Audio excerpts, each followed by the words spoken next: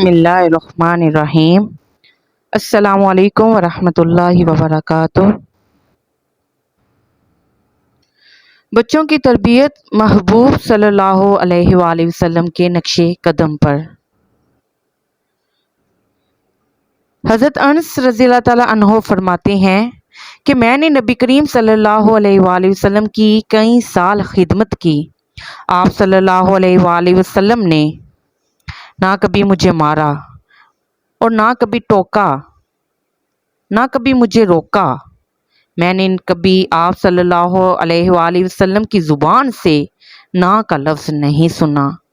इतने मुस्बत तरीके से अल्लाह के नबी करीम सल्लल्लाहु अलैहि वसल्लम मेरी तरबियत फरमाते थे। ये तरबियत हमारे लिए आज रोशनी का मीनार है। नाज़रीन, माओं को चाहिए कि अल्लाह के महबूब सल्लल्लाहु अलैहि वसल्लम के नक्शे कदम पर चलते हुए बच्चों को प्यार और मोहब्बत के साथ तरबियत करें। लेकिन प्यार और मोहब्बत का ये मतलब नहीं कि बेजा लाड प्यार के ज़रिए बच्चे को बिगाड़ डालें। याद रखना कि बच्चा गलती करे तो गलती की निशानदही ज़रूर करनी चाहिए। गलती को देखकर चुप हो जाएंगी तो बच्चा गलती के ऊपर पक्का हो जाएगा। तो गलतियों पर खामोश रहना बड़ी गलती हुआ करती है। प्यार से समझाएं, उलझे नहीं, नाराज ना हो, कोसे नहीं, बल्कि प्यार से इसे समझाएं कि बेटा ऐसे नहीं, ऐसे करना चाहिए। माएँ रोक टोक की बजाय समझाएं। जब आप समझाएंगी, आम तौर पर देखा कि माएँ तो सिर्फ रोक टोक करती हैं, समझाती नहीं। बच्चों को बात बैठकर समझानी पड़ती है, दलीलें देनी पड़ती हैं। बच्चा बात को सुनता है, तब जाकर वो बात इसके जहन में आती है। अक्सर तो यही देखा गया, बच्चे अगर कोई गलती कर लें, बदतमीज़ी कर लें, माएँ गुस्से में आकर 2 थप्पड़ लगा देती हैं और फिर खुद बैठकर रोने लग जाती हैं। ये 2 थप्पड़ लगाकर खुद बैठकर रोने का क्या फ़ायदा?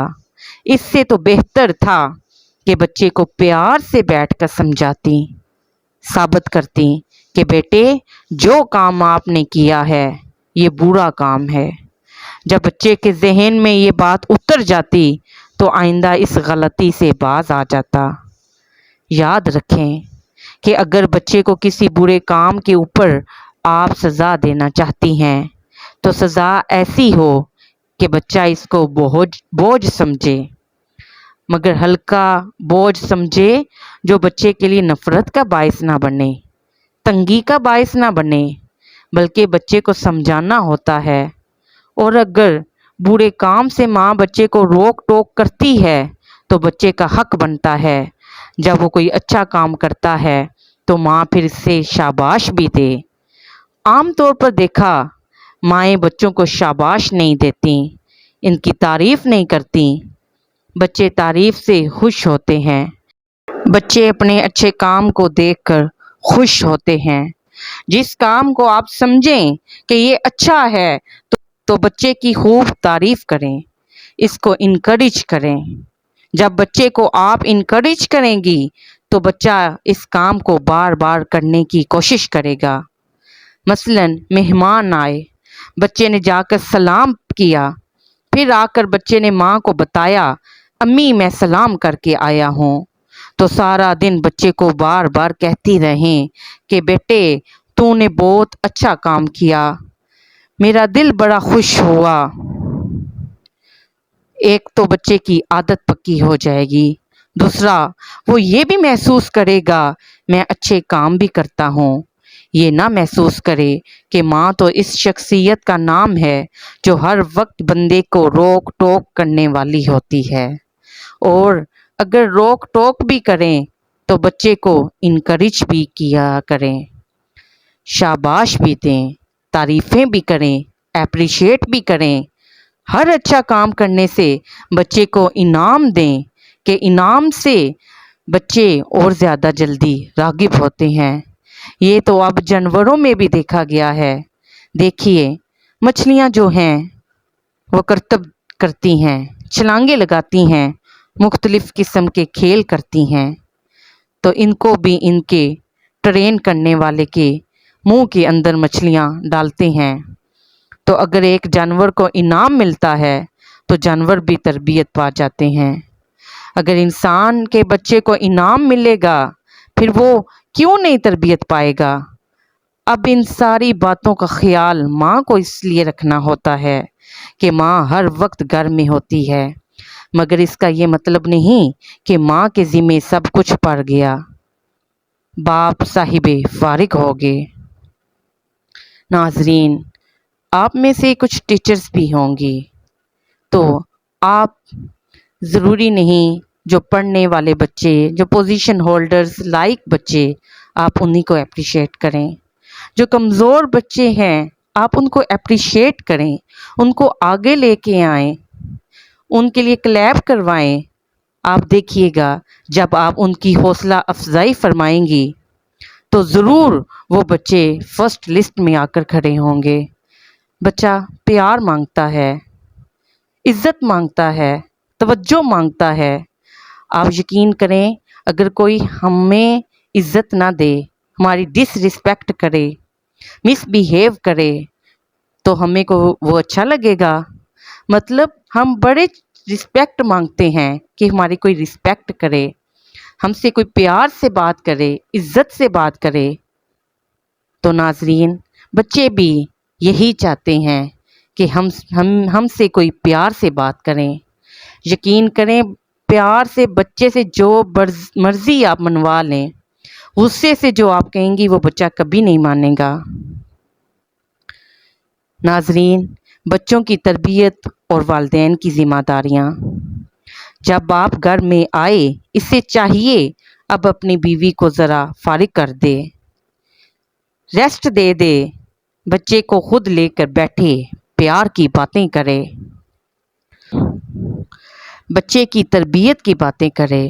جب بچہ ماں سے بھی تربیت کی باتیں سنے گا، باپ سے بھی تربیت کی باتیں سنے گا تو پھر بچے کے اندر دینداری پکی ہو جائے گی۔